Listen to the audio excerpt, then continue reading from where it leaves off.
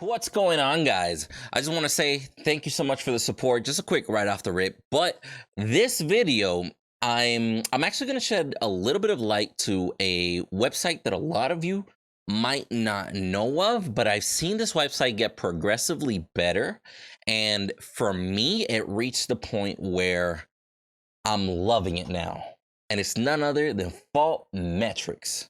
Let's check it out.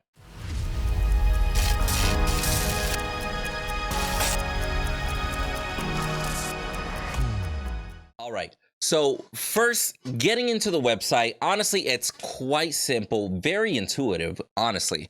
So one of the first things you see, FaultMetrics, you can search for a player, search for yourself, any other player, whatever it may be. It'll show you some of the top players currently, so you can look at their stats if you're interested. And then below that, you're going to be able to see Fault streams. And it's actually, if I'm not mistaken, under the streams area, let's actually go there. They usually have all the streams listed, but on their main page, they have usually featured streamers, they have up and coming streamers, and then if there isn't any officially labeled streamer by them on the page, it's just going to show some of the recommendeds off of there. So I like the fact that they're incorporating the actual content creators into the website. Very, very nice, very smooth integration too. But check out some of these details. When we click on the hero tab up here, immediately we're able to see all the heroes on the left hand side, win rate, pick rate, very small, you get me? And then you're able to see a quick description of these characters, very simple, right? You're able to see their abilities, highlight it, win rates, again, simple. Let's say I want to actually sort these. Let's go to carries. Let's say I want to learn more about Murdock. Show stats and builds. You can actually see whether, like, what Masters players, what items do they build more often? You see, like, look, Masters players, they love building crossbow, they love building boot to the hunt, fire cannon, adrenaline shot, excuse me. But not only that, you can also compare your own stats. Let's say you're a gold, right? The average gold player has a CS per minute of 4.3. When you go to Masters, you see the average master player has a CS per minute of 5.9. So masters are actually CSing quite higher, which is a pretty commonly known fact, but a lot of people might honestly not know that. So the fact that this lets you see not only what a lot of masters choose, for example, look, masters like to choose ace and king. Go figure, you get me? Go down, let's go down to bronze. You see people build boots of the hunt mainly, and then Tyke's fire cannon.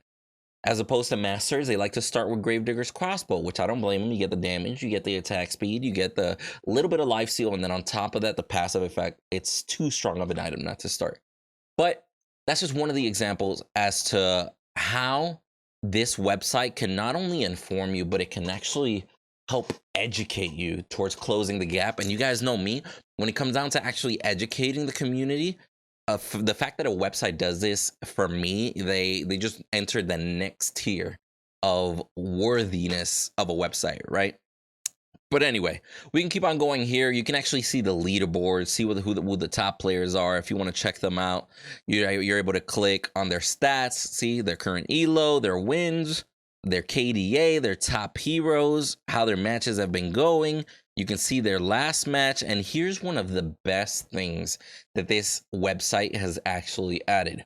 Now, they just implemented these graphs. One of the reasons why I love this is because you're able to actually study what some of these players, or including yourself, what you guys are doing. I'll give you an example. I'm going to go ahead and pull up my profile real quick.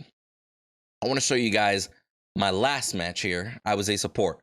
Now, as we know, typically as a support, all we really can go off of, at least what we used to be only able to go off of, was the KDA. 0 kills, 5 deaths, 15 assists. Enemy mirror was 1 for 9 assists. You know, I was 68 participation, there were 47, but you can't really, like, just based off of that, the traditional stats, you can't really tell if your support was actually doing what they were supposed to or not, which I absolutely love. On their website, you can actually, it'll show the stats for everybody, right? Like your CS, your gold gain, etc. But you can actually go and unclick players from the team to remove them from the graph. So now, look, I can see the enemy support versus me. They had a Muriel, it was recorded, and I was Narbash. Now, of course, we look at creep score.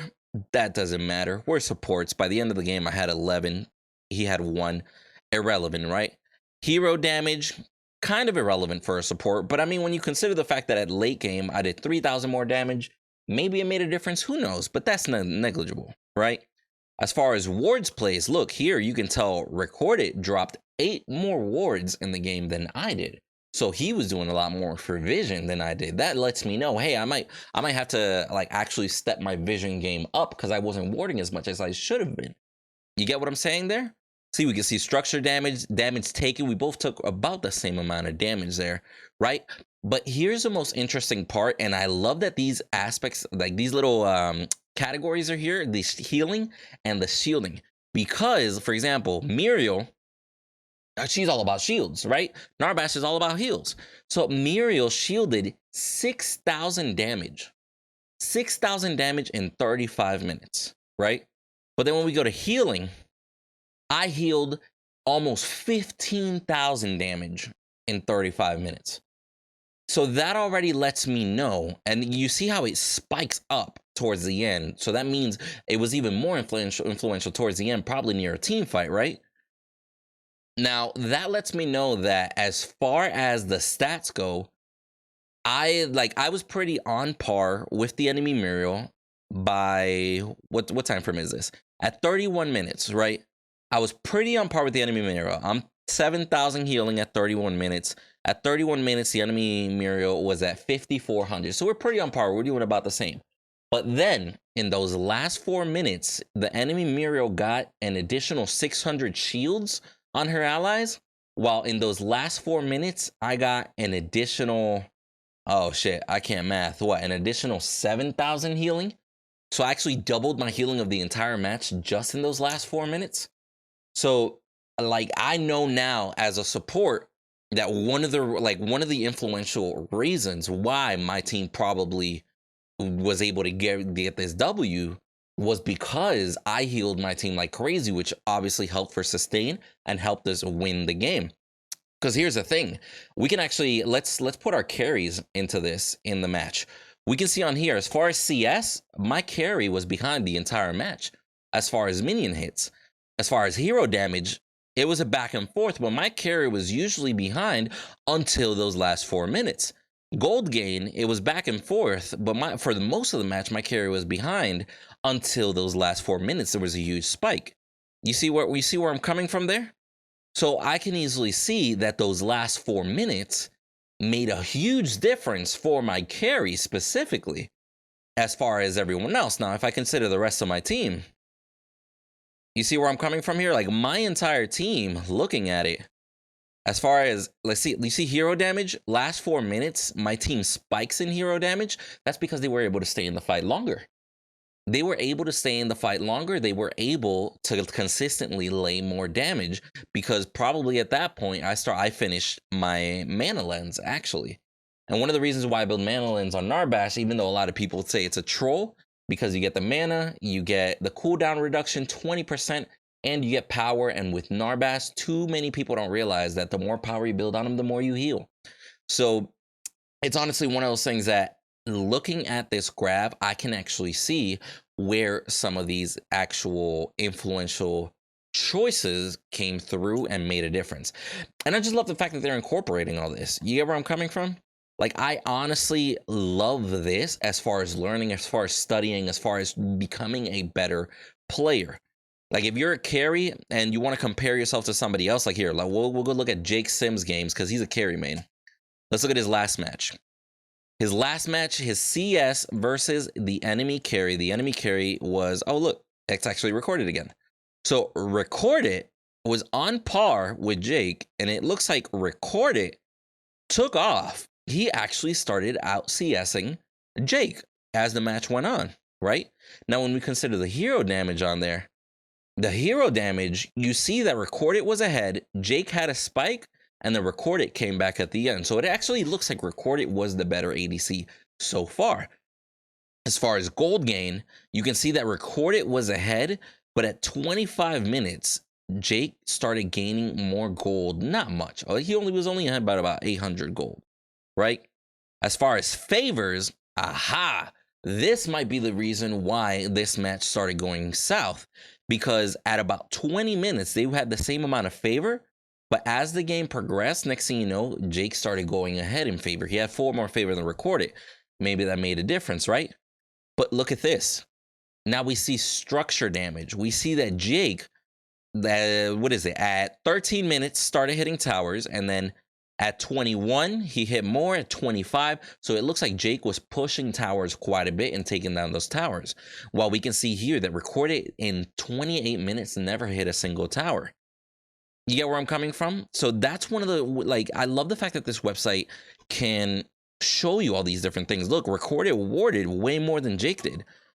So you can actually see that Recorded was honestly winning this match, but as soon as it came down to tower damage, Jake won. So it looks like Jake was pushing more efficiently. It looks like Jake might have been positioned around his team a little bit better. Just simply because this match, well, let me see, 7-2, 2-7. So it looks like Recorded lost a couple times, and then from there, he just played more defensively. He placed more wards, you can tell. And Jake's team, even though Jake was behind Recorded, he was able to use his team's presence to actually push towers. And it's one of those things that now I don't need to watch the game to be able to see some of these differences, to be able to tell somebody, hey, you would have had it if you would have applied more tower pressure. If you get, like, for example, based on what I'm seeing here, if Recorded would have taken the first tower, then rotated to gone like there, Recorded probably would have smoked Jake as far as the game goes, because he did, from what I see on here, he outclassed Jake in a lot of categories, but tower damage, that was where he lost. It's what it looks like, especially as the game went on. And I just gotta give a shout out to FaultMetrics for creating such a intuitive, such an easy to use, such an informative website. And you know, this isn't a, like, you know, like a paid shout out. This isn't like, hey, shout us out on YouTube type of shit. Like, I'm doing this on my own free will because, quite frankly, this website is going to help the community a shit ton. And I am very grateful that they introduced this to the community, and I can't wait to see how much they actually grow based off of their current results, because little things like this are, quite frankly, amazing. But that's it for the video, guys. Thank you so much for watching. I appreciate all the love, all the comments, the subscriptions. Some of you come over to Twitch and share some love. I appreciate it. But as always, till the next video.